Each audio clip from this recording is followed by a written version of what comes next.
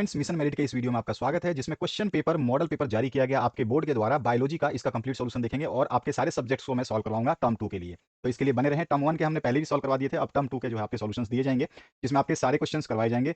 Starting के 20 question जो है इसमें एमसीक्यू रहेंगे, जो कि यहाँ पे आपको बताया गया है सब कुछ, ठीक है। तो यहाँ पे देखिए आप, सेक्शन ए जो है कंसिस्ट करेगा 20 क्वेश्चन ऑफ 1 मार्क्स का एमसीक्यू पैटर्न रहेगा इसका। असर्शन और रीजन भी हो सकता है। इसके बाद में सेक्शन बी जो है कंसिस्ट करेगा 11 क्वेश्चंस को, और जिसमें क्वेश्चन नंबर 21 टू 31 तक जो है ये क्वेश्चंस रहेंगे आपके। तो आप देख सकते हैं ये क्वेश्चन पेपर आपका इस तरह से डिजाइन किया गया है, और इसमें जो है बता दिया गया है कि 21 नंबर क्वेश्चन से 27 नंबर क्वेश्चन तक जो है 2 मार्क्स कैरी करेंगे, और 28 नंबर क्वेश्चन से 29 नंबर क्वेश्चन तक जो है ये 3 मार्क्स कैरी करेंगे, और 30 नंबर क्वेश्चन और 31 नंबर जो क्वेश्चन है ये दोनों क्वेश्चन जो है 5 मार्क्स कैरी करेंगे। तो इस तरह से आपके ये मार्क्स डिस्ट्रीब्यूशन इस पैटर्न के हिसाब से ही आपका रहेगा।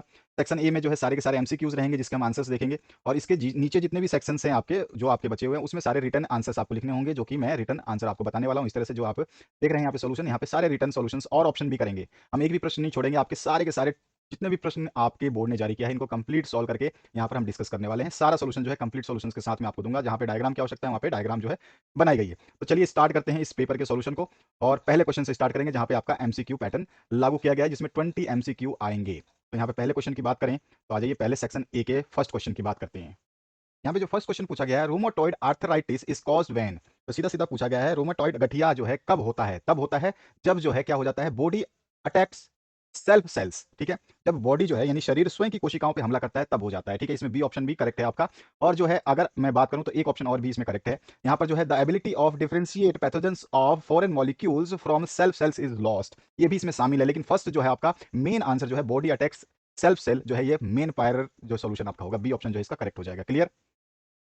सेकंड क्वेश्चन की तरफ मूव करें तो सेकंड क्वेश्चन में आपसे पूछा गया है, opium is obtained from which part of white Poppy plant. तो सीधा सीधा पूछा, अफीम जो है सफेद पोस्त के पौधे के किस भाग से जो है प्राप्त होता है? तो वो हमारा जो अफीम है, अफीम हुआ या फिर जितने भी आपके पार्ट्स जो हैं वो आपके जो प्राप्त होते हैं, इस ओपियम के अलावा जो है आपका जो मॉर्फिन होता है, मॉर्फिन या कोडीन या फिर आप बोलते हैं हेरोइन, इन सभी को जो प्राप्त किया जाता है वो मिल्की लेटेक्स जो फाउंड होता है उसको हम बोलते हैं अनरिप कैप्सूल्स। तो यहाँ पे जो है डी ऑप्शन करेक्ट हो जाएगा, अनरिप कैप्सूल। तो ये जो है आपका अपरिपक्व कैप्सूल जो होते हैं यानी कि पके हुए नहीं होते, उससे प्राप्त किया जाता है, चाहे वो आपका ओपियम हो, ठीक है, या फिर आपका मॉर्फिन भी हो। अगर मॉर्फिन के लिए क्वेश्चन आता है तो मॉर्फिन भी आपका इसी में शामिल होगा। मॉर्फिन के अलावा अगर कोडीन की बात करें, कोडीन जिसमें आपका कफ सिरप में आता था, अब उसको बैन कर दिया गया है, तो कोडीन भी जो है आपका वो भी इसी से प्राप्त होता है। और आपका जो अगर हेरोइन की बात करें तो हेरोइन जो है उसमें भी आपको इसी से प्राप्त होगा, जितना भी है वो सब अनरिप कैप्सूल से प्राप्त होते हैं, ठीक है। तो यहाँ पे डी ऑप्शन करेक्ट हो जाएगा। क्वेश्चन नंबर थर्ड की तरफ मूव करते हैं और इसको देखते हैं। The tumour that remains confined to their original location and do not spread to other parts of the body cause little damage are called। यानी कि यहाँ पे बोला गया है वे ट्यूमर जो अपने मूल स्थान तक ही सीमित रहते हैं और अपने जो और शरीर के अन्य भागों में नहीं फैलते हैं और थोड़ा सा नुकसान पहुंचाते हैं, वे क्या कहलाते हैं? तो उसको हम बोलते हैं बैनिंग ट्यूमर्स। तो यानी कि इसको सौम्य ट्यूमर जो है बोला जाता है, ठीक है। तो बैनिंग ट्यूमर जो है इसका आंसर हो जाएगा। नेक्स्ट क्वेश्चन की बात करते हैं, which of the following is a fungal disease. तो फंगल डिजीज इसमें से कौन सा? गोनेरिया तो आपका जानते ही हो, ये सेक्सुअल ट्रांसमिटेड डिजीज है। मलेरिया जो है आपका नॉर्मली आप जानते हो फंगल डिजीज नहीं है। और जो है आपका रिंग वॉर्म, दाद जो है ये फंगल डिजीज है। तो यहाँ पे डी ऑप्शन जो है करेक्ट हो जाएगा। नेक्स्ट क्वेश्चन देखते हैं, Beside converting milk into curd, the lactic acid bacteria also improves its nutritional quality by increasing vitamin B12। ठीक है। तो ये जो है मिल्क को दही में कन्वर्ट तो करता ही करता है, साथ में अगर इसकी न्यूट्रिशन क्वालिटी को बढ़ाना है तो यहाँ पर लैक्टिक एसिड क्या करता है, विटामिन B12 को इंक्रीज करता है, ठीक है। उसकी क्वालिटी को बढ़ाने के लिए, न्यूट्रिशन क्वालिटी को बढ़ाने के लिए इसमें B12 विटामिन जो है इंक्रीज करता है। नेक्स्ट जो पार्ट है उसको देखते हैं यहाँ पे, which of the following mixture of gases represents biogas. तो बायोगैस आप जानते हैं एक्चुअल मिक्सचर जो होता है ये कार्बन डाइऑक्साइड और मीथेन का होता है। तो मीथेन तो सभी में है आप देख रहे हैं, लेकिन उसमें जो है कुछ कुछ गैसों में जो है हाइड्रोजन सल्फाइड भी पाई जाती है। यानी methane, hydrogen sulphide and carbon monoxide नहीं होगा, कार्बन डाइऑक्साइड होगा। तो कहां पर हमारे ए ऑप्शन में ही है, methane, hydrogen sulphide and carbon dioxide is the right answer. आते हैं नेक्स्ट क्वेश्चन की तरफ, जहां पे आपको 7th क्वेश्चन पूछा गया है। इसमें क्या पूछा गया है, select the correct group of bio control agents. इसका राइट आंसर देख लेते हैं। यहाँ पर आप देख सकते हैं सी ऑप्शन, जिसमें ट्राइकोडर्मा है, दूसरा आपका बैक्लोवायरस है, तीसरा आपका बैसिलस ट्रेनजेनेसिस है, ठीक है ना। तो ये आपका सी ऑप्शन जो है इसका करेक्ट आंसर हो जाएगा। नेक्स्ट जो क्वेश्चन है उसकी बात करते हैं। यहाँ पे मैच करना है कॉलम को, कॉलम 1 से कॉलम 2 को, और उसके बाद में अप्रोप्रिएट आंसर जो आपको सेलेक्ट करना है। पहले कॉलम 1 और कॉलम 2 देखिए।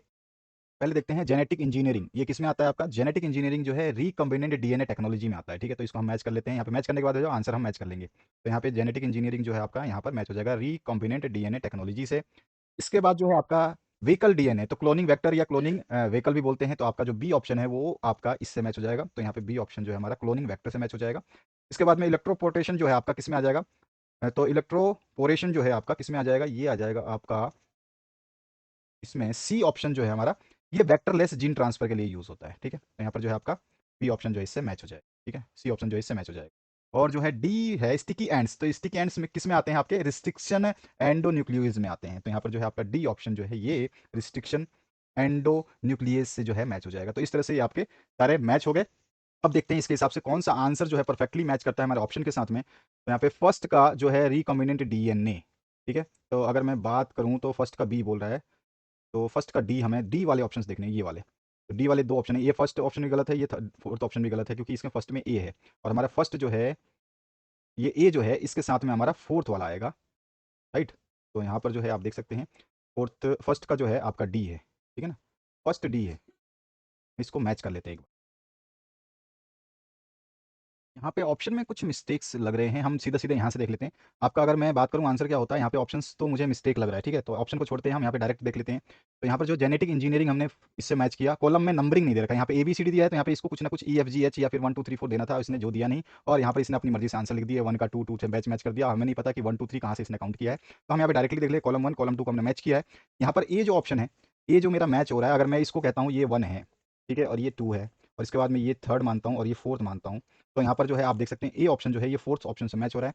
तो ए को हमने मैच किया फोर्थ से, ठीक है, और जो बी ऑप्शन है इसको हमने मैच किया है, तो आप देख सकते हैं मैच किया हमने फर्स्ट वाले ऑप्शन से। और इसके बाद जो है सी ऑप्शन जो हमने मैच किया है, और सी को मैच किया हमने आपके सेकंड वाले ऑप्शन से। और देन फर्दर आपका बचा हुआ डी, सॉरी बी बता दिया, डी जो बचा हुआ है आपका, सॉरी, तो यहाँ पर जो है आपका डी बचा हुआ है, तो हमने डी जो बचा हुआ है उसको ले लेते हैं। तो डी हमारा जो बचा हुआ है ये हमने मैच किया थर्ड से। तो इस तरह से हमारा मैचिंग हुआ है। और इस मैचिंग के हिसाब से ए के साथ में फोर्थ तो कहीं मैच हो ही नहीं रहा है, यहाँ ऑप्शन में कहीं भी ए के साथ में, आप देख रहे हैं ए के साथ में 2 है, फिर ए के साथ में फिर 2 है आपका, और ए के साथ में और भी आपका ए के साथ में 3 भी है, एंड अलग से देखो तो ए के साथ 1 भी है, ए के साथ में जो है आपका फोर्थ मैच नहीं हुआ है। अब इसने किस हिसाब से नंबरिंग करी, हमने जिस नंबरिंग करी है उस हिसाब से आपका आंसर ए का फोर्थ, बी का फर्स्ट, और सी का सेकंड, और डी का थर्ड जो है इसका आंसर हो जाएगा। तो चलिए आगे बढ़ते हैं हम क्वेश्चन की तरफ। तो यहाँ पर जो 9th क्वेश्चन है इससे स्टार्ट करते हैं अगला क्वेश्चन की तरफ। The cut fragments of DNA can be separated by, तो यहाँ पे सीधा से पूछा डीएनए के कटे हुए टुकड़े को किसके द्वारा अलग किया जा सकता है, तो उसको हम करते हैं जेल इलेक्ट्रोफोरेसिस द्वारा। तो यहाँ पे सी ऑप्शन जो हमारा करेक्ट हो जाएगा, जेल इलेक्ट्रोफोरेसिस। इसके बाद आते हैं नेक्स्ट क्वेश्चन की तरफ। क्वेश्चन नंबर 10 देखिए, यहाँ पर जो पूछा गया आपसे, Eli Lilly company launch genetically modified human insulin in, कब किया था, तो आपको अच्छी तरह से पता है, इन्होंने जो इंसुलिन मॉडिफाइड किया था वो 1983 में किया था, ठीक है, तो सी ऑप्शन जो है करेक्ट हो जाएगा। इन्होंने फर्स्ट जो है ये अमेरिकन कंपनी थी जिसने फर्स्ट प्रिपेयर किया था 2 डीएनए सीक्वेंसेस को, ठीक है, और जिसका नाम दिया था एबी चेंस, और उसका जो है ह्यूमन इंसुलिन के लिए जो है प्रमोट किया गया था, ठीक है। इसके बाद जो नेक्स्ट पार्ट है इसमें आपसे 11 नंबर क्वेश्चन पूछा गया, इसको देखते हैं। The first clinical gene therapy was given for which genetic disorder, तो वो कौन सा था जब फर्स्ट क्लिनिकल जीन थेरेपी दिया गया था, तो कौन से डिसऑर्डर के लिए दिया गया था, तो वो था एडेनोसाइन डेमिनेज, ठीक है, एडीए जिसको बोलते हैं, ठीक है, तो सॉरी एडोनोसाइन डेनी डेमिनेज, ठीक है, एडोनोसाइन डेमिनेज इसका नाम है। तो एडीए इसको शॉर्ट फॉर्म में बोला जाता है, तो बी ऑप्शन जो है इसका करेक्ट हो जाएगा। ये कब दिया गया था, तो आपको ये पता होना चाहिए था, ये 1990 में दिया गया था एक 4 साल 4 ईयर्स ओल्ड गर्ल को, ठीक है, और वही लड़की को, ठीक है, जो जो इससे ग्रसित थी। इसके बाद जो है 12वां क्वेश्चन की बात करते हैं। यहाँ पूछा गया hibernation and aestivation are commonly seen in, तो यहाँ पर जो हो जाएगा आपका, देखिए ध्यान से, यहाँ पर आपका स्पेलिंग मिस्टेक है, तो स्पेलिंग मिस्टेक है तो आपको दिक्कत लेनी नहीं है। यहाँ पर क्या है, ये होम्योथर्मिक हो जाएगा, यहाँ पे थर्मिक, ठीक है, तो यहाँ पे आपका स्पेलिंग मिस्टेक क्या है, MIC हो जाना चाहिए, यहाँ पे ये स्पेलिंग मिस्टेक इसमें है, ठीक है, तो यहाँ पे आपको सही कर लेना है इसको, होम्योथर्मिक, ठीक है, होम्योथर्मिक। और दूसरा जो है आपका इसमें पोइकिलोथर्मस, तो दोनों में ही आपको हाइबरनेशन और एस्टिरेशन दोनों मिलता है, तो both A and B correct हो जाएगा, सी ऑप्शन। इसके बाद आते हैं नेक्स्ट जो आपका 13 नंबर क्वेश्चन है, इसको देखते हैं। कोस्किट इज एन एग्जाम्पल ऑफ, तो आपका अमरबेल किसका एग्जाम्पल है, तो ये एग्जाम्पल है एक्टोपैरासिटिज्म का, तो यहाँ पर जो है आपका सी ऑप्शन करेक्ट हो जाएगा, ठीक है, जो कि एक्टोपैराटिज्म क्या होता है आपका, तो एक्टोपैरासिटिज्म जो होता है ये क्या होता है, इसमें जो जीव है वो किसी दूसरे मेजबान जीव पर जो है बाहरी रह करके अपना फीड भोजन प्राप्त करता है। इसके बाद जो नेक्स्ट क्वेश्चन है इसकी बात करते हैं 14 नंबर। लाइकन रिप्रेजेंट्स ए म्यूचुअलिस्टिक रिलेशनशिप बिटवीन, तो ये किसके बीच में रिलेशनशिप दर्शाते हैं, तो एन एल्गा एंड फंगस, तो यहाँ पे जो है आपका बी ऑप्शन करेक्ट हो जाएगा। नेक्स्ट क्वेश्चन देखते हैं 15 नंबर। During biotic succession the first community to inhibit an area is called, तो इनहेबिट एन एरिया, तो वो क्या कहलाता है, वो कहलाता है पाइनियर कम्युनिटी। ठीक है, तो सी ऑप्शन जो आपका करेक्ट हो जाएगा। During biotic succession the first community inhabit an area is called, वो क्या कहलाता है, पाइनियर कम्युनिटी। इसके बाद जो नेक्स्ट क्वेश्चन है 16 नंबर, इसको देखते हैं। Which of the following is a characteristics of a food web. ध्यान रखना, फूड वेव पूछा है आपसे, फूड चैन नहीं पूछा है।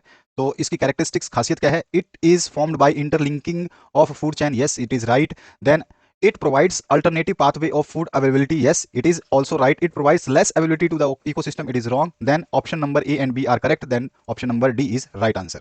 ठीक है, इसके बाद आते हैं नेक्स्ट जो क्वेश्चन है आपका 17 number. Corbett national park is located in, तो कॉर्बेट नेशनल पार्क कहां पर है? तो ये उत्तराखंड में है, नैनीताल के पास में रामनगर नामक जगह है वहां पर। तो उत्तरांचल इसका राइट आंसर हो जाएगा। उत्तरांचल को हम उत्तराखंड भी बोलते हैं। और ये किस लिए फेमस है? तो ये कॉर्बेट नेशनल पार्क जो है ये famous for the large numbers of tiger, जो है कह सकते हैं अमंग ऑल नेशनल पार्क जो है यहाँ पे रहते हैं, लार्ज नंबर ऑफ टाइगर्स रहते हैं यहाँ पर।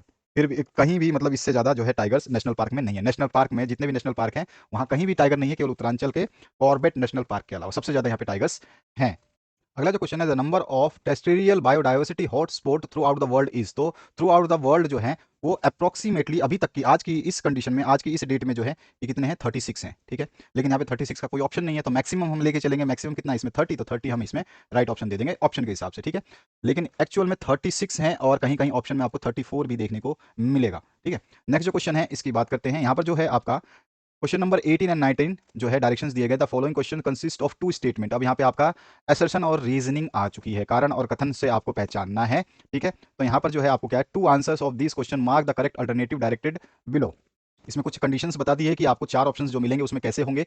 तो यहाँ पर जो है इसने बोला है if both A and R true and R is the correct explanation of A, और बी में है if A and R are true and R is the correct explanation of A. यहाँ पे ध्यान देना है आपको क्या बोल रहा है, दोनों की दोनों कंडीशन में क्या चेंज किया है इसने, कोई चीज चेंज की है आपको देख रहे हैं कि if both A and R are true. ठीक है, तो यहाँ पे भी if both A and R true and R is the correct option explanation of A, तो ये दोनों ऑप्शन तो बिल्कुल सेम ही दे दिए इसने। ठीक है, तो ये ऑप्शन में मिस्टेक है, यहाँ पे लिखने में इसको मिस्टेक है। ठीक है, सी जो है इसमें दिया गया if A is true but R is false, चलो ये तीसरा ऑप्शन सही है।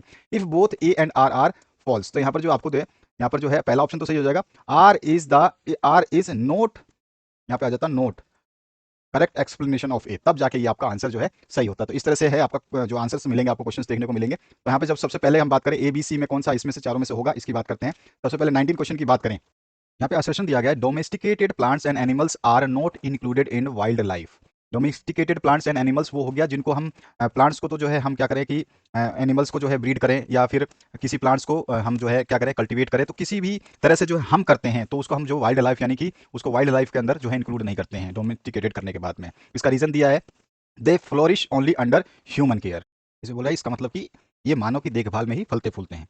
तो सीधा सा आपका क्वेश्चन क्या बोल रहा है दोबारा समझ लीजिए। असर्शन यानी कि अभिकथन या कथन आपको दिया गया है कि जो पालतू पौधे या जानवर होते हैं, ठीक है, वो वाइल्ड लाइफ में शामिल नहीं होते हैं। इसका कारण जो दिया गया है कि ये मानव की देखभाल के अंदर ही फलते और फूलते हैं, यानी सही तरीके से रहते हैं। ये जो है आपको कारण दिया गया है। और हमारे को यहाँ से ऑप्शन सेलेक्ट करने हैं, मैंने करेक्ट करवा दिया था बी ऑप्शन आपको, ये ऑप्शन सही है। बस बी ऑप्शन में यहाँ पे नोट आएगा, जो कि मैं आपको पहले बता चुका हूँ कि यहाँ पे आपका द के बाद में यहाँ पे नोट आ जाएगा। ठीक है, इस जगह पे नोट आएगा। तो यहाँ पर क्या हो जाएगा इसका आंसर, तो देखिए मैंने जैसे बताया कि जो भी हमारे प्लांट्स होते हैं या एनिमल्स होते हैं जिनको हम ब्रीड या कल्टीवेट करते हैं, तो ये हमारे मतलब हमारे द्वारा खुद मतलब आर्टिफिशियल तौर से ये तैयार किया जाता है। किस तरह से? ये आर्टिफिशियल, जो भी हम डोमेस्टिकेटेड जो होते हैं ये सारे के सारे कैसे होते हैं? आर्टिफिशियल होते हैं। हम कह सकते हैं ये आर्टिफिशियल होते हैं। ठीक है, क्योंकि ये हम बना रहे हैं। जैसे कि आप बोल सकते हैं कि कलीफ्लावर जो है ये भी आपका आर्टिफिशियल है, कैबेज है ये भी आपका आर्टिफिशियल है, ग्रीन पीस जिनको मेंडल का प्रयोग आपने पढ़ा भी था, तो ग्रीन पीस जो है वो आपके वो भी आर्टिफिशियल है। ठीक है, एक्चुअली मैक्सिमम ग्रीन पीस जो है ही नहीं, एक्चुअल में ग्रीन पीस जो है हमने कल्टीवेट किए हैं। और जो पीले मटर थे, जिसको हमने पीले मटर और हरे मटर के पौधे पड़े थे, तो पीले मटर ज़्यादा संख्या में पाए जाते हैं। ठीक है, और हमें पसंद कौन सा था? हरा मटर, इसलिए हमने हरे मटर को जो है उगाना शुरू कर दिया। तो ये हमारे अंदर ही जो है हमारे देख रेख में ही ये फूलते फलते हैं, बढ़ते हैं। अन्यथा ये ऐसे नहीं कहीं जंगलों में जाकर आप तोड़ लो, ऐसा नहीं मिलेगा, लेकिन पीले मटर मिल जाएंगे आपको। ठीक है, तो यहाँ पे रीजन क्या बोला है, ये भी रीजन सही है। और जो है इसने असर्शन यानी कि अभिकथन भी सही दिया है कि डोमेस्टिकेटेड जो भी प्लांट्स और एनिमल्स होते हैं उनको वाइल्ड लाइफ में शामिल नहीं किया जाता, क्योंकि वो आर्टिफिशियल है, उसको हम ब्रीड करते हैं, वो उसको हम कल्टीवेट करते हैं। ठीक है, रीजन इसलिए, रीजन क्या दिया है कि they flourish only under the human care, क्योंकि वो फलते फूलते किसके अंदर है? मानव के देख रेख में ही वो फलते फूलते हैं। ये भी बात सही है, हमारी देख रेख में ही आर्टिफिशियल है क्योंकि हम लोग बनाते हैं। तो ये भी सही है, ये भी सही है, यानी कि both assertion and reason are correct and reason R is correct explanation of assertion A. तो हमारा जो ऑप्शन कौन सा हो जाएगा इसका? तो A and R true and R is the correct explanation of A option correct हो जाएगा। तो यहाँ पर जो हमारा ए ऑप्शन इसका राइट आंसर हो जाएगा। नेक्स्ट जो 20 नंबर क्वेश्चन है, जो एमसीक्यू है, इसके बाद हमारा सेक्शन बी शुरू होगा, जिसमें हमारे बड़े क्वेश्चन रहेंगे। अब देखते हैं हमसे 20 नंबर क्वेश्चन को। एसेशन है मैनी हाइड्रोफाइट्स लैक रूट्स। तो हाइड्रोफाइट्स में रूट्स जो है ना के बराबर होते हैं, बहुत ही कम होते हैं, ये बोल रहा है। ये बिल्कुल सही बात है कि हाइड्रोफाइट्स में लैक रूट्स की जो है कमी होती है, लैक होता है, यानी कि बहुत ही कम होती है या फिर नहीं होती है। ठीक है, नो रूट्स भी होता है इसमें। ठीक है, एक चीज, दो चीजें आपको समझ में आ गई यहाँ पे। और इसका रीजन क्या दिया है, roots are use for balancing. तो यहाँ पर देखिए, जब यहाँ पर आपका बहुत ही कम रूट्स हैं या फिर नो रूट्स हैं, तो ये क्या बैलेंसिंग के लिए जो है यूज कर किए जाते हैं। तो यहाँ पे देखो हाइड्रोफाइट्स जो होते हैं पानी के अंदर जो होते हैं सारे पौधे, ये कहलाते हैं। और इन पानी के अंदर जो है इनकी जड़ें बहुत छोटी छोटी या ना के बराबर होती है। तो ये क्या करती है, ये जो है बैलेंस करती है वाटर में फॉर रेस्पिरेशन एंड फोटोसिंथेसिस। ठीक है, मेन इसका फंक्शन क्या है कि ये पेड़ों को या पौधों को जो पानी के अंदर, क्योंकि चारों तरफ सराउंडिंग में क्या है, पानी पानी है, तो इसको फोटोसिंथेसिस भी करनी है, रेस्पिरेशन भी करना है। तो उसके लिए जो है ये हाइड्रोफाइट्स जो है, ये जो इसके रूट्स होते हैं, अगर रूट हैं तो थोड़ा सा बैलेंसिंग करेगा, और नो रूट्स भी होता है तो भाई नो रूट है तो बैलेंसिंग का कोई मतलब ही नहीं है। तो सीधी सीधी हम बात कह सकते हैं कि जो आपका एसर्शन है वो तो बिल्कुल सही है, लेकिन रीजन जो है इसका करेक्ट एक्सप्लेनेशन नहीं है। बैलेंसिंग तो करता है लेकिन सभी में नहीं करता। ठीक है, यूज फॉर बैलेंसिंग है, तो यहाँ पे जिसमें रूट्स है तो चलो उसका तो बैलेंसिंग कर लिया, लेकिन जिसमें रूट्स नहीं है उसको बैलेंसिंग करेगा क्या है, नहीं करेगा। अच्छा, एक्चुअल इसके रूट्स अगर है, जो भी हैं हाइड्रोफाइट्स, तो इस ये जो पानी में एक्चुअल करते क्या है, तो रूट्स जो है वो मेन उनका फंक्शन है फोटोसिंथेसिस एंड रेस्पिरेशन। ठीक है, तो यहाँ पे असर्शन तो सही है कि इसमें रूट्स की कमी होती है, जड़ों की कमी होती है, या फिर जड़ होती ही नहीं है, लेकिन रीजन इसका करेक्ट नहीं है, एक्सप्लेन नहीं कर रहा है। तो हमारा जो ऑप्शन हो जाएगा, बी वाला ऑप्शन करेक्ट हो जाएगा कि both A and R are true but, ठीक है, R is not correct explanation of A. तो यहाँ पे हमारा बी ऑप्शन जो है इसका करेक्ट हो जाएगा। तो यहाँ पे बी ऑप्शन हमारा करेक्ट हो जाएगा। क्लियर हुआ। तो हमने अभी तक 20 प्रश्न जो है एमसीक्यू के बड़े डिटेल में समझे हैं। अब हमारी बारी आती है बड़े क्वेश्चनों को समझने की, जो कि लिखित क्वेश्चंस आएंगे आपके।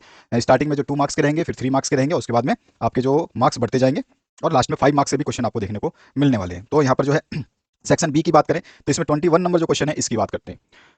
यहाँ पे देखिए, what is the key difference between primary and secondary sewage treatment.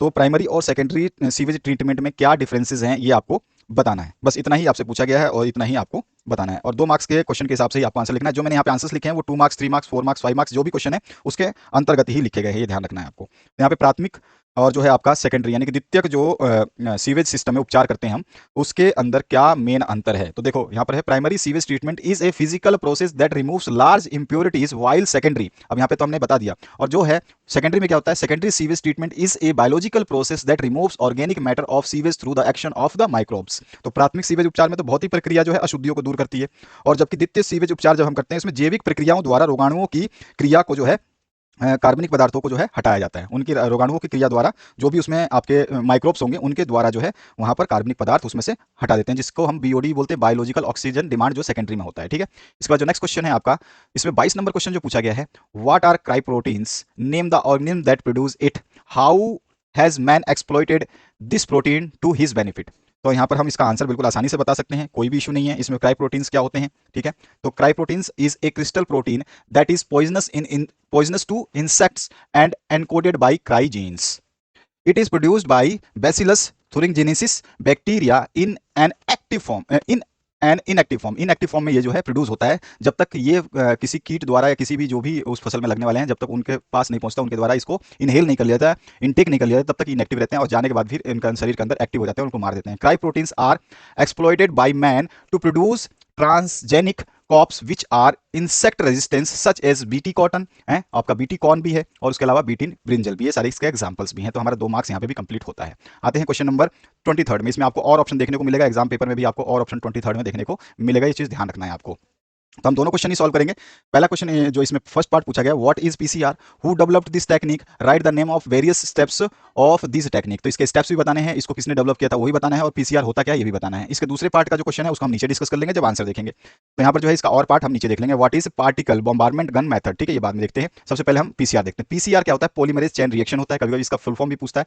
Is a laboratory based technique that is widely used to create multiple copies of DNA from a particular DNA section. ठीक है, it was developed in the year 1983 by Kary Mullis. ठीक है, तो आपको ध्यान रखना है। और इसके बाद the names of various step of this technique are, तो इसमें डेनेचरिंग होता है, आपका एनिलिंग होता है, और एक्सटेंडिंग होता है। ठीक है, तो यहाँ पर डीनेचरिंग हो गया, एनिलिंग हो गया, और एक्सटेंडिंग, ये तीनों आपको याद रखना है, first, second and then third. तो ये आपका आंसर हो गया इसका, इस क्वेश्चन का, इस ऊपर वाले क्वेश्चन का। ठीक है, अब इसका जो है आपको बताना है what is particle bombardment gun method. तो यहाँ पे पूछा गया इसका और ऑप्शन जो है इसकी बात करते हैं, what is particle bombardment gun method और हु डेवलप दिस टेक्निक। इसमें भी आपको किसने इसको डेवलप किया था उसको बताना है। और what is the function in biotechnology, तो बायोटेक्नोलॉजी में इसका फंक्शन क्या है। तो पार्टिकल बॉम्बार्डमेंट गन मेथड क्या होता है, it is a technique of bombarding micro particles of gold and tungsten with foreign DNA into target cell with high velocity. तो ये हो गया इसका मेन जो है डेफिनेशन की पार्टिकल बॉम्बार्डमेंट गन मेथड होता क्या है। ठीक है, और इसको डेवलप किसने किया था, तो इसको डेवलप जो किया था जॉन सी सैनफोर्ड, मेन तो थे जॉन सी सैनफोर्ड या जॉन सैनफोर्ड के नाम से भी जाना जाता है। इसके अलावा इनके साथ और भी वैज्ञानिक थे, तो उनके भी नाम अगर आप बताना चाहो तो पहला तो मैंने बता दिया कि जॉन सी सैनफोर्ड आप लिख दोगे तो भी आपको नंबर मिल जाएंगे। ईडी वॉल्फ थे, नेल्सन एलन थे, तो ये सारे के सारे जो है इसमें नेल्सन एलन भी थे और ईडी वॉल्फ भी थे। तो इसमें मेन जो थे वो पहला नाम ही है इसका। और इसके बाद में what is function in biotechnology, तो in biotechnology particle bombardment gun method is used for cell transformation और जीन ट्रांसफर प्रोसेस। ठीक है, ये इसका बायोटेक्नोलॉजी में जो है काम है। इसके बाद जो नेक्स्ट क्वेश्चन है, differentiate between regulators and conformers. तो यहाँ पे जो है इसको भी 2 मार्क्स में, तो कम से कम आपको 2 डिफरेंसेस बता देने हैं। मैंने तो ज्यादा लिखे हैं लेकिन आपको रेगुलेटर्स और कन्फर्मर में से 2 ही डिफरेंसेस बताने हैं, 2 मार्क्स में 2 डिफरेंस, इसके 2 और इसके भी 2। तो आपको कोई भी अच्छा लगता है वो आप इसमें से याद करें। हैव होमोस्टेसिस और उसके बाद में कंपैरेटिवली लेसर होमोस्टेसिस इसमें होता है। इसके अलावा दूसरा पार्ट भी है, आप देख सकते हैं। तो ये आपको मैंने यहाँ पे कितने first second then the third और उसके बाद में ये आपका फोर्थ, उसके बाद आपका जो फिफ्थ और उसके बाद में यहाँ पे सिक्स्थ, यहाँ पे 6 अंतर बताए हैं। आपको जो अच्छा लगे उसमें से 2-3 याद कर लें, 3 लिख देंगे तो बेहतरीन है, इससे अच्छा कोई बात हो ही नहीं सकती। ठीक है, जहां जहां जरूरत पड़ेगी मैं बताता रहूंगा। Write a short note on adaptation of desert plants and animals. तो यहाँ पे हमें शॉर्ट नोट लिखना है एडेप्टेशन ऑफ डेजर्ट प्लांट्स और एनिमल्स पे। ठीक है, बहुत सिंपल है, बहुत ही आसान है। एडेप्टेशन ऑफ डेजर्ट प्लांट्स में क्या होता है, तो इसमें जो है एनिमल्स में दोनों की हम बात कर लेंगे। एक पैराग्राफ में हम जो है प्लांट्स की बात करते हैं। तो देखिए समझ लीजिए इसमें क्या होता है कि जो रेगिस्तान में पौधे होते हैं, इनके जो पत्तियां, तने और जड़ जो है वो काफी पानी जमा कर लेते हैं। ठीक है, इनके रूट्स जो होते हैं सभी जो है बहुत हाई क्वालिटी एब्जॉर्प्शन पावर रखते हैं। ठीक है, और जो है ये पानी का अवशोषण करके जो है अपने आप को विकसित करते रहते हैं। ठीक है, और इनके जो तने होते हैं या फिर जो इनकी पत्तियां होती हैं, इनमें ज्यादातर मोटे छाले होते हैं, यानी लेयर जो है, कवर की जो लेयर है वो ज्यादा होती है, जो क्या करती है वाष्पो, जो आपका कह सकते हैं ना, ये क्या करती है, आपको प्रोटेक्ट करती है ट्रांसपीरेशन से, यानी कि ज्यादा से ज्यादा वाष्पोत्सर्जन जो होता है ना, यानी कि वाष्प बनना जो है, पानी का वाष्प बनना, उसको रोकती है ताकि वो पानी स्टोर रह सके। ठीक है, यही चीज इसमें बताई गई है और कुछ नहीं है, ताकि पानी जो है लॉस ना हो सके। और इसमें है ये कैंप पाथवे भी यूज करते हैं, कैंप पाथवे जो है इसको यूज करते हैं ताकि ये एक्सेसिव वाटर का लॉस ना कर पाए। और जबकि हम एनिमल्स की बात करें तो एनिमल्स में क्या होता है, जो मरुस्थल में यानी कि डेजर्ट में जो एनिमल्स होते हैं, उनके पास में बहुत सारे जो है अनुकूलन यानी कि एडेप्टेशन प्रोसेस जो है होती है। ठीक है, जैसे रेंगने वाले रेप्टाइल्स जो होते हैं, स्नेक्स होते हैं। ठीक है, ये जो है केवल जो है ये सुबह और शाम के समय ही खुले में आते हैं। और जो है जो स्मॉल एनिमल्स हैं, बहुत सारे छोटे छोटे, वो जो है अपने आप को हीट से बचाने के लिए बिलों में रहते हैं, और जहाँ वहाँ पे बिल बना के रहते हैं। और बड़े जानवर जैसे कैमल्स हो गए, तो ये क्या करते हैं, ये अपना फैट जो है, वसा को एकत्रित कर लेते हैं हम्प में, हम्प मतलब उनके कुबड़ में। तो अपने कुबड़ में जो है फैट को एकत्रित कर लेते हैं, और जो है ये उनको जो है बहुत समय तक भोजन और पानी के बिना लंबे समय तक जो है जीवित रहने में उनको मदद करता है। तो इस तरह से इसका आंसर लिख देंगे। नेक्स्ट जो पार्ट है इसमें भी आपको 2 क्वेश्चन पूछे जाएंगे, यानी कि 26 नंबर जो क्वेश्चन आएगा वो भी 2 मार्क्स का रहेगा, और इसमें और पार्ट मिलेगा। बहुत अच्छी बात होती है, और पार्ट मिलने से आपको 2 क्वेश्चन में से कोई एक करना होता है। एक चीज और बता दूं कि आप लोग इसका पीडीएफ डाउनलोड करने के लिए डिस्क्रिप्शन बॉक्स में जा सकते हैं। डिस्क्रिप्शन बॉक्स में जो है पीडीएफ जो है, पीडीएफ आंसर पीडीएफ। ठीक है, तो अगर आंसर पीडीएफ आप चाहते हैं तो आंसर पीडीएफ के लिए आप जो है आंसर पीडीएफ डिस्क्रिप्शन में मिल जाएगा, आपको डिस्क्रिप्शन में फर्स्ट लिंक। ठीक है, मैं लिंक दी गई है। ठीक है, और दूसरी चीज जो है, आप अगर सभी सब्जेक्ट के कंप्लीट सॉल्यूशन चाहते हैं तो जो है आप जो है इसको शेयर करना बिल्कुल ना भूलें, बहुत इंपॉर्टेंट चीज है, मस्ट शेयर। ठीक है, इसको शेयर करना ना भूलें, ताकि सभी बच्चे जो है इस वीडियो से अपने स्कोर को अंजाम दे सकें, इन चीजों को, पैटर्न को समझ सकें कि कैसा जो टर्म 2 का आपका एग्जाम होगा उसमें किस तरह के क्वेश्चंस आएंगे और ऑप्शंस कितने मिलेंगे, टोटल नंबर ऑफ क्वेश्चंस कितने होंगे। ये सब चीजें भी जानना आपको जरूरी है। जब आप एग्जाम में जाएं तो आपको कोई समस्या का सामना ना करना पड़े, प्रश्न पत्र देख करके आप घबराए ना। ठीक है, तो यहाँ पे सारे सॉल्यूशंस में हिंदी प्लस इंग्लिश वर्जन में जो भी जितना हो सकता है मैक्सिमम पॉसिबल आपको हिंदी बता दूंगा, बाकी इंग्लिश तो आप देख ही रहे हैं, इंग्लिश में आपका पूरा पूरा क्वेश्चन पेपर है। यहाँ पे 26 नंबर जो क्वेश्चन, इसमें और पार्ट जो मैंने बता दिया है, और बहुत ही अच्छा ऑप्शन रहता है जब और पार्ट मिलता है तो बच्चों को आसानी हो जाती है। What are the major causes of species loss in a geographical region. सबसे पहला चीज आपसे ये पूछा है, भौगोलिक क्षेत्र में प्रजातियों के नुकसान के प्रमुख कारण क्या है। ठीक है, लॉसेस जो होते हैं स्पीसीज, वो उसके क्या कारण है। और what is significance of slope of regression in species area relationship.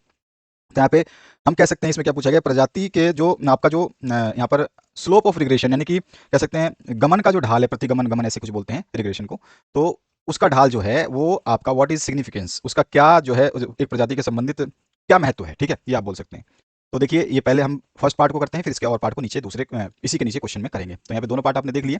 और इसके बाद जो है इसके major cause of species losses in geographical area are. तो मैंने यहाँ पे लॉसेस जो लिखे हैं इनको ध्यान से पढ़ना है, क्योंकि लॉसेस मैंने 2 3 4 लिखे हैं सपोज करिए, और ये क्वेश्चन है आपका 2 नंबर का। तो आपको कम से कम 2 पॉइंट्स जरूर लिखने हैं। जब भी आपको 2 नंबर का क्वेश्चन मिले तो 2 पॉइंट्स जो है हमेशा इंक्लूड करें, चाहे आप डिफरेंसेस में यूज करें चाहे कुछ भी। आप अगर सिंपली आंसर देते हैं तो दो पॉइंट तो किसी भी आधार पे आपको लिखना है, यानी कि 2 पॉइंट के लायक जो है क्वेश्चन का आंसर होना चाहिए। ठीक है, इसमें जो है आपका हैबिटेट लॉस फर्मेंटेशन जो है फ्रेगमेंटेशन हो जाता है। ठीक है, निवास स्थान का जो हम बोल सकते हैं खत्म हो जाना, ठीक है, नुकसान हो जाना, विखंडन हो जाना, ये इसमें हो जाता है। ठीक है, एक तो मेन चीज ये है यहाँ पे सिग्निफिकेशन इसको what is the significance of the scope of regression in a specific area relationship. तो कम से कम आप 2 तो बता ही दे, 3 बता दे तो अच्छी बात है, 4 बता दे तो अच्छी बात है। ठीक है, तो यहाँ पर क्या होता है कि ये जो loss of habitat due to the natural calamities और human activities lead to loss of the species diversity. ठीक है, तो ये फर्स्ट पार्ट में आप इसका आंसर लिख देंगे। सेकंड पार्ट और लिखेंगे तो 2 नंबर मिल जाएंगे, बाकी आप आगे लिखें ना लिखें। ओवर एक्सप्लॉइटेशन जो होता है, ठीक है ना, अत्याधिक बोलते हैं हम, क्या कहते हैं, दोहन बोलते हैं, कटाव बोलते हैं ना। तो ड्यू टू ओवर हंटिंग है, over exploitation of various plants, तो ये एनिमल्स ये ह्यूमन करते हैं और मेनी स्पीसीज जो है वो क्या हो जाते हैं, एंडेंजर में आ जाते हैं, विलुप्त हो जाते हैं। ठीक है, लुप्त प्राय होने वाले होते हैं, है ना, खत्म होने वाले होते हैं। तो ये इसके 2 रीजंस जो आप आसानी से लिख सकते हैं। तो यहाँ पे आंसर खत्म हो जाएगा। फिर भी आपको अगर ये 2 रीजंस आपको याद नहीं रहते हैं तो आप तीसरा अगर याद करना चाहें या चौथा याद करना चाहें तो आप ये याद कर सकते हैं। ठीक है, तो चारों रीजन जो है मैंने दिया है इस पहले पार्ट का। ठीक है, अब दूसरे पार्ट जो और पार्ट है उसको हम नीचे देखेंगे। और पार्ट में क्या पूछा गया आपसे, और पार्ट में आपसे देखिए what is the significance of, sorry हमने पहले अभी पार्ट जो डिस्कस किया क्वेश्चन कुछ और, अच्छा रिलेशनशिप वाला तो हमें बात, सॉरी ये जो आपका क्वेश्चन का आंसर जो है ये आपका इसका आंसर है। मैं क्वेश्चन कुछ और पढ़, आंसर तो मैंने बता दिया, बस वो थोड़ा सा मैच सेम ही क्वेश्चन आ रहा है ना, क्योंकि आपके स्पीसीज इसमें भी है और स्पीसीज इसमें भी है, थोड़ा सा माइंड डाइवर्ट हो गया।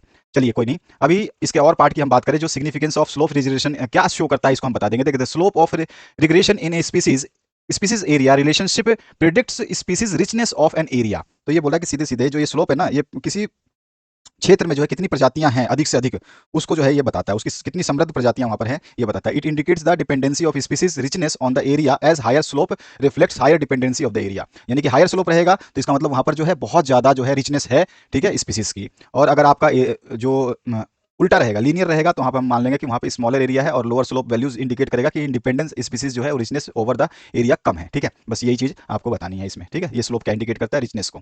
इसके बाद जो इसका 27 नंबर जो क्वेश्चन है इसको आपको करना है, इसमें और पार्ट नहीं है और इसको 2 खंडों में डिवाइड किया गया है। ये भी 2 मार्क्स का क्वेश्चन है, लेकिन 1 1 मार्क्स का अलग अलग पूछा गया है। बायोलॉजिकल मैग्निफिकेशन क्या होता है आप अच्छी तरह से जानते हैं। जब खाद्य श्रृंखला में विषैले पदार्थों का जो है वो हो जाता है, उसके अंदर घुस जाते हैं या उस चैन में शामिल हो जाते हैं। The biological magnification is the process by which the level of concentration of toxic compound increases and accumulates eight each trophic level of the food chain. तो ये हो गया इसका बायोलॉजिकल मैग्निफिकेशन का आंसर। इसमें आपको 1 नंबर जो है मिलना था। इसके बाद जो है आपका यूट्रोफिकेशन जो है आपको बताना है। तो यूट्रोफिकेशन प्रोसेस में क्या होता है, इसके अंदर जो एक्सेसिव ग्रोथ ऑफ जो है algae occurs due to the release of nutrients including nitrates and phosphates into water bodies in larger quantity. ठीक है, तो यहाँ पर जो है आपको 1 नंबर और मिल जाएगा। तो ए और बी पार्ट जो है आप इस तरह से बता सकते हैं।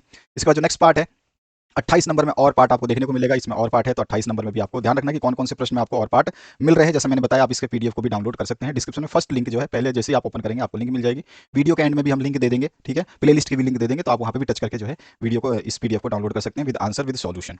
नेक्स्ट जो इसमें आपसे what are advantage and disadvantage of genetic modified crops. तो जेनेटिकली मॉडिफाइड क्रॉप्स होते हैं, उनके क्या डिसएडवांटेजेस हैं, ठीक है, ये आपको बताना है। क्या एडवांटेजेस है ये आपको बताना है। 3 मार्क्स के क्वेश्चन है, यहाँ से आपके 3 मार्क्स क्वेश्चन जो है शुरू होते हैं। ठीक है, यहाँ से स्टार्ट होते हैं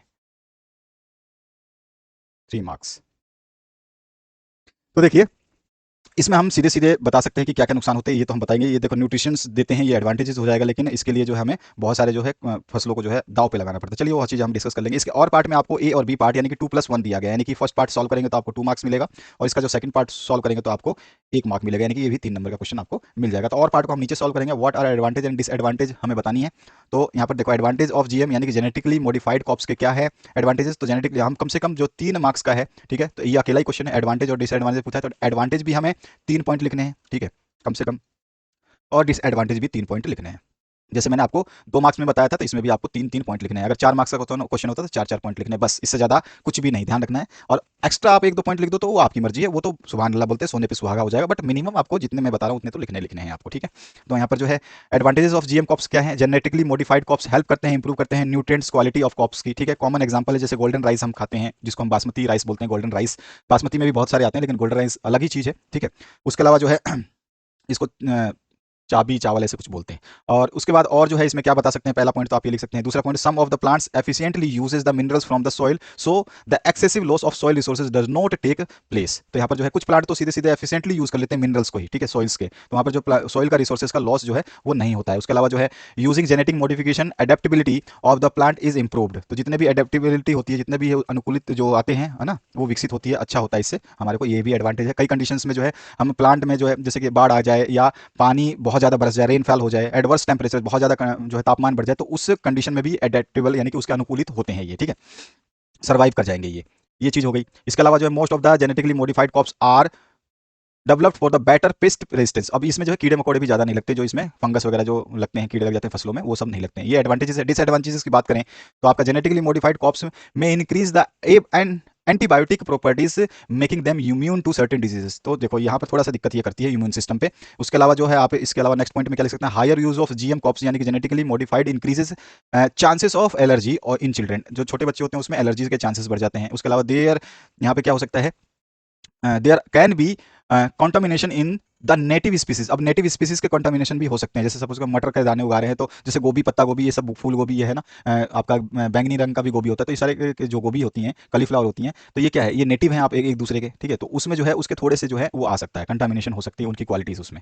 और जो है as the GM crops will have higher yield there will be excessive use of it leaving behind the native species. अगर हम ज़्यादातर करते हैं तो हमारे नेटिव स्पीसीज जो है रह जाएंगे, जैसे कि पीले मटर का दाना जो रह चुका है, बहुत ही कम लोग खाते हैं, जिसको मटरा या मटरी ऐसे कुछ बोलते हैं, ठीक है, तो वो पीले मटर जो है होते हैं, तो उसको नहीं खाते हैं जनरली, सब हरे मटर ही खाते हैं सर्दियों में। तो ये सारे रीजंस हैं जो इसके डिसएडवांटेज को बताते हैं। अब इसी में इसके और पार्ट की अगर मैं बात करूं, ये रहा और पार्ट, इस और पार्ट में how does RNA interference help in developing resistance in तंबाकू प्लांट अगेंस्ट में नेमाटोड इन्फेक्शन। नेमाटोड इन्फेक्शन से कैसे बताते हैं, चलो देख लेते हैं इसको। तो यहाँ पर जो है इसका आंसर है, तो ए और बी पार्ट दोनों ही को हम करेंगे। पहले ए को करते हैं। तो जो है nematode infection infects the roots of the tambaku plants. सबसे बड़ी बात है जड़ को जो है इन्फेक्ट करता है, ठीक है। और जो है infection can be prevented using RNA interference पेरेंस process which is checked by silencing of the specific mRNA due to the complementary dsRNA. ये थोड़ा सा ध्यान रखना आपको डीएसडीआरएनए का, ठीक है, जब ये आईआरएनए में चेंज हो जाएगा इसका, क्योंकि ये 3 नंबर का क्वेश्चन है, तो इसमें आपको सॉरी ये 2 नंबर का पहला वाला क्वेश्चन है, तो इसको थोड़ा सा डिस्क्राइब करना है। मैंने थोड़ा सा एक्स्ट्रा करा है, 3 मार्क्स के हिसाब से करा है, आप थोड़ा कम भी कर सकते हैं, ठीक है। बाकी मैंने इसमें सोल्यूशन जो है कंप्लीट ही दिया है आपको। तो यहाँ पे the DS RNA binds and prevents the translation of mRNA by using Agrobacterium vectors or nematode specific genes were introduced into the host of plant which produce both sense and antisense RNA in the host cell. These two RNAs are complementary to each other and form a double standard RNA, जिसको D double standard RNA को हम क्या D S RNA भी बोलते हैं, ठीक है, that initiates RNAi and hence silences the specific mRNA of the नेटाटोड। तो यहाँ पे नेमाटोड, तो ये क्या करते हैं, उसको साइलेंस कर देते हैं, और जो है पैरासाइट कैन नॉट सर्वाइव हो जाता है, फिर उसका खात्मा, ठीक है। तो ये पेस्ट जो है हम इस तरह से इससे बचा लेते हैं। डिफाइन करना है बायोपायरेसी, आप जानते हैं कि किसी जिसका भी वो प्रोडक्ट है उसके कहे बिना, यानी कि उसको सेम टू सेम आप यूज़ नहीं, हाँ आप उसमें कुछ मॉडिफिकेशन कर देते हैं, उसको थोड़ा सा चेंज कर देते हैं, तो आप उसको यूज़ कर सकते हैं, वो पायरेसी या बायोपायरेसी में नहीं आएगा।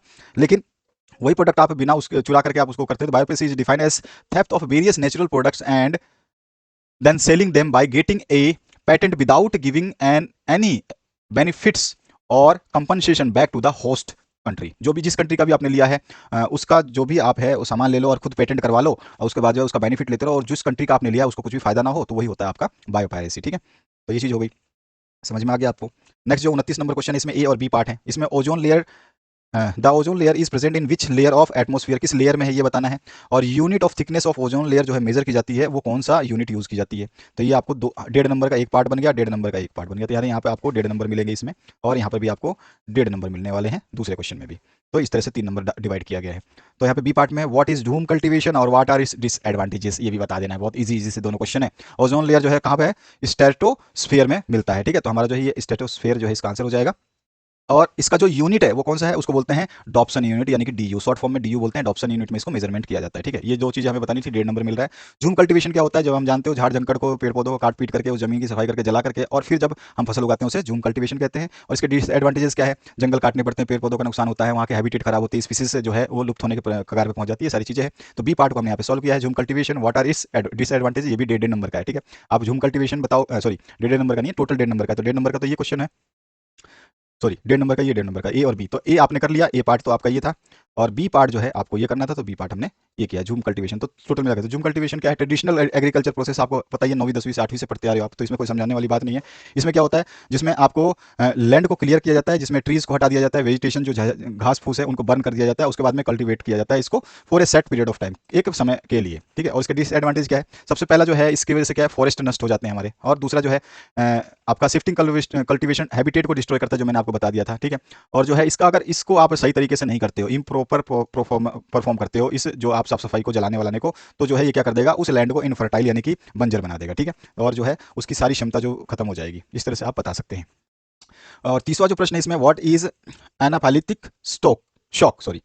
तो यहाँ पर आपको एनाफेलेटिक स्टोक बताना, शॉक बताना है, और यहाँ पे बी पार्ट में name the positive agent of filariasis, why the disease is also called elephantiasis, ठीक है। तो एलिफेंटियासिस क्यों कहते हैं, क्योंकि उसके जो पैर होते हैं वो हमारे फूल करके हाथी जैसे हो जाते हैं, इसलिए कहते हैं। और ये किसकी वजह से होता है, कॉजिंग एजेंट हमें जो है बताना है उसका नाम, और एक्सपांड कर देना, इसके फुल फॉर्म लिखने हैं, माल्ट का, नाको का, एड्स का और गिक का। तो यहाँ पे चारों के हम फुल फॉर्म भी लिखेंगे। तो यहाँ पे ए, बी और सी 3 पार्ट है, तीनों पार्ट को 1 1 कर लेते हैं डिस्कस। सबसे पहले ए पार्ट की बात करें, तो ये जो है आपका किससे होता है, इसका रीजन क्या है, ये आपको बताना है। तो ये जो है आपका ये एक एलर्जिक रिएक्शन है, आपको सभी को पता है जी, ठीक है।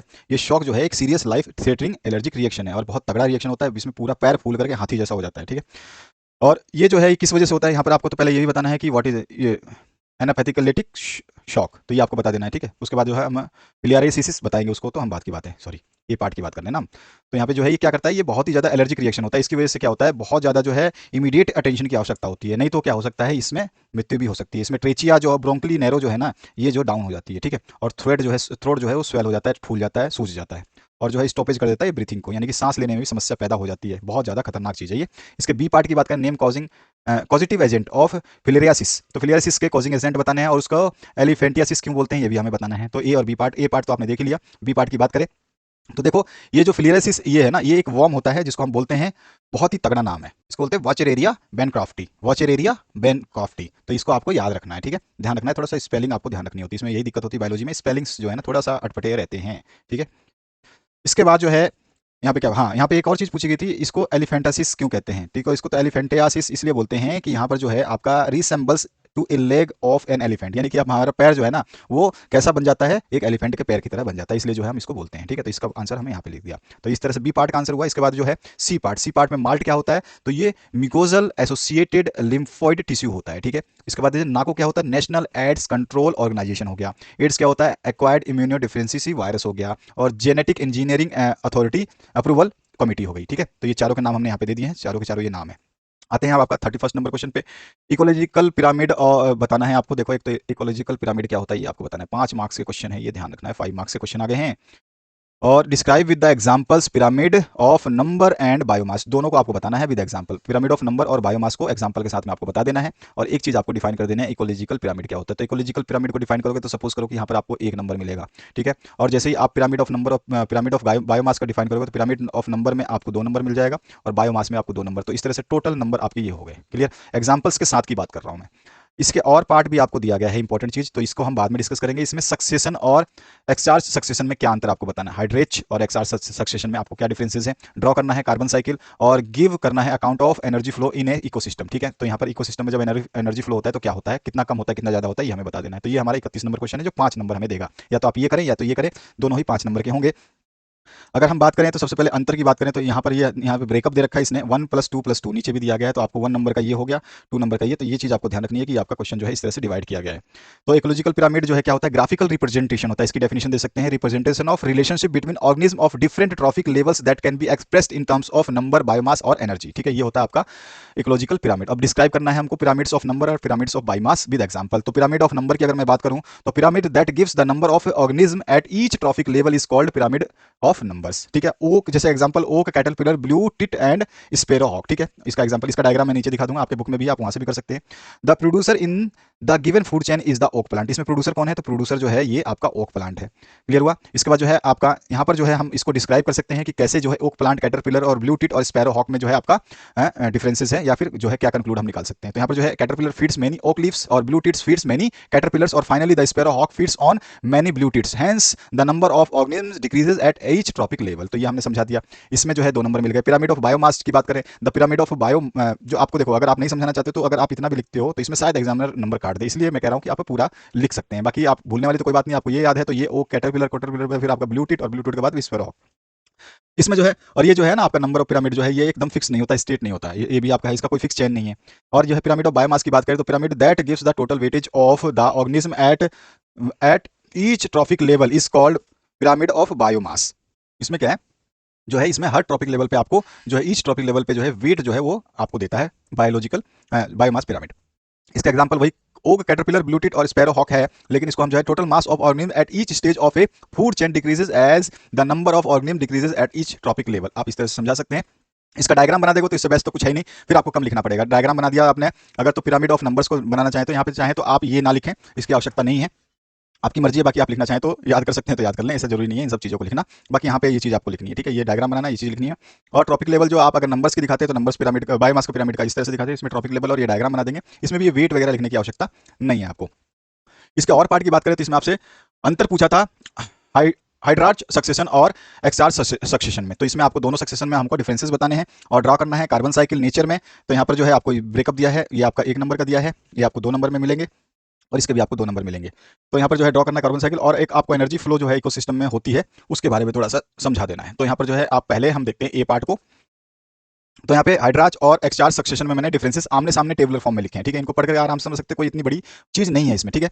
यहाँ पर जो है सीधा सीधा ये क्या होता है, ये succession begins in the water first then the result into the forest, ठीक है। और यहाँ पर जो है ये क्या होता है, बिगिंस इन ड्राई एरिया, ठीक है, और रिजल्ट इनटू द फॉरेस्ट। ये वाटर, यहाँ पे मेन चीज है, यहाँ पे वाटर और यहाँ पे है ड्राई एरिया। तो इस तरह से डिफरेंसेस आपको समझनी है, ठीक है। अब इसके बाद जो है, अच्छा, एक जो है इसमें दोनों में मेसिक होता है, ठीक है, इसमें भी मेसिक होता है, इसमें भी मेसिक होता है, ठीक है। लेकिन इसमें क्या होता है कि इसमें हाइड्रिक टू मेसिक होता है, हाइड्रिक टू मेसिक। और यहाँ पर जो है आपका यहाँ पे आपका जेरिक टू मेसिक होता है, तो यहाँ पे जेरिक टू मेसिक, ठीक है।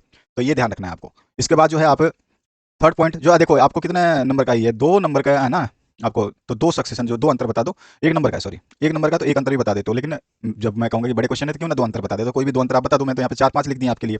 तो चारों पांचों में से एग्जाम्पल देना चाहें, एक अगर आप डिफरेंसेस बताते हो तो एग्जाम्पल लिख दो, ठीक है। तो यहाँ पे भी आपका काम हो जाएगा, एक केवल डिफरेंस बता दो और उनके एग्जांपल्स लिख दो, तो आपको यहाँ पे पूरा इस क्वेश्चन के हिसाब से पूरा 1 मार्क्स दे देगा, कोई दिक्कत नहीं आएगी। अब कार्बन साइकिल की बात करें तो कार्बन साइकिल आप जो इस तरह से ड्रॉ कर सकते हैं।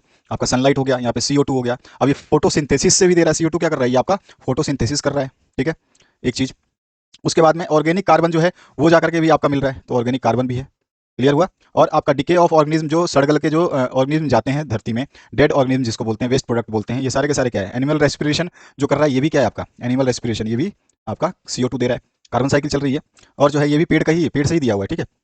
इसके बाद में यहाँ पे ऑटो एंड फैक्ट्री एमिशन जो है वो भी क्या है, कार्बन डाइऑक्साइड छोड़ रहे हैं। तो ऑटो एंड फैक्ट्री बहुत सिंपल सा है, ये तो कलरफुल डायग्राम है, बाकी आप अपनी मर्जी से कैसा भी बना दो, ठीक है। और उसके अलावा जो है यहाँ पर डेड मैंने बता ही दिया, और रूट रेस्पिरेशन भी होता है, ठीक है। तो यहाँ से भी क्या होता है, CO आपका जो है यहाँ पे कार्बन डाइऑक्साइड तो नहीं निकलती, लेकिन रूट रेस्पिरेशन होता है। तो ये भी कार्बन के ऊपर, देखो कार्बन साइकिल में तो हाइड्रोजन, ऑक्सीजन और कार्बन दोनों साथ ही चलते हैं, ठीक है। तो यहाँ पे रूट रेस्पिरेशन भी आप दिखा दोगे, इस तरह से आप दिखा दोगे। और फोसिल फ्यूल वगैरह जो है ये इस तरह से आ जाएगा, ठीक है, क्लियर हुआ। तो यहाँ पर जो है ये आपका डायग्राम बनेगा, तो इस डायग्राम को आप देख सकते हैं। जैसा मैंने बताया, आप PDF प्राप्त करना चाहें कभी भी एनी टाइम, तो आप जो है डिस्क्रिप्शन बॉक्स में जा करके और PDF प्राप्त कर सकते हैं।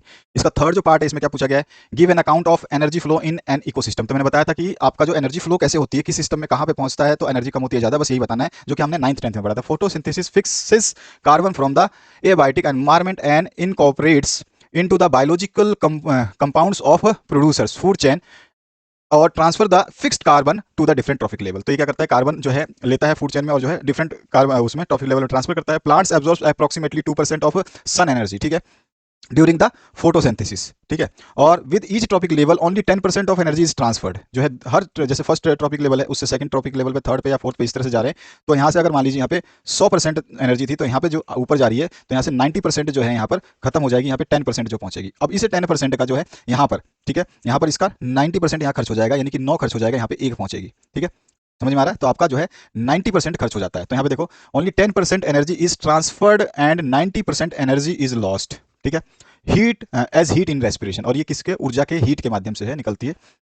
The longer the food chains the lesser is the energy transfer efficiency. जितना लंबा जो है फूड चेन, ऑब्वियस सी बात है, जब यहाँ पे 90 था, यहाँ पे कितना पहुंचा, 10 यहाँ पे पहुंचा, 1 चौथे पे पहुंचेगा 0, उसके ऊपर तो पहुंचेगा ही नहीं। तो मतलब इस तरह से कहते हैं जितना भी आपका लंबा चैन होगी उतना जो है ट्रांसफर एनर्जी की कितना होगी, वो जो है आपकी एनर्जी ट्रांसफर जो है वो कितनी होगी, वो लेस होगी। ठीक है, और जैसे ही मैंने बताया कि to increase the energy transfer efficiency food chain must be smaller. ठीक है, तो अगर हमें एनर्जी को चैन के एफिशिएंसी को क्या करना है, इंक्रीज करना है, तो हमारा स्मॉलर होना चाहिए। Consumers should directly feed on the producer, और जो कंज्यूमर्स हैं वो डायरेक्टली फीड करने चाहिए प्रोड्यूसर से। और जो है ये मिशन मेरिट का ये वीडियो था, और जैसा मैं बता चुका हूँ, अगर आप पीडीएफ प्राप्त करना चाहते हैं तो पीडीएफ जो है आपको मिल जाएगा। और ये रही आपके क्वेश्चन पेपर की लिंक, जो आप जाएंगे इसमें पीडीएफ डाउनलोड करने के लिए, तो डिस्क्रिप्शन बॉक्स में हमने उस लिंक को दे दी है। और नोट्स और क्वेश्चन बैंक जो भी आपके हैं सारे पीडीएफ जो है इसी लिंक में मिलेंगे। ठीक है, जो भी हम अपलोड करते रहेंगे, जो भी हम डालते रहते हैं, कुछ चीज़ें अपलोड किए बिना भी हम इसमें प्रोवाइड कर देते हैं, तो उसको भी आप जो है देख सकते हैं, ले सकते हैं। यहाँ पे पीडीएफ अवेलेबल है। Thank you very much, have a good day. और शेयर करना, मस्ट शेयर। ठीक है, ये जरूर करें आप कम से कम।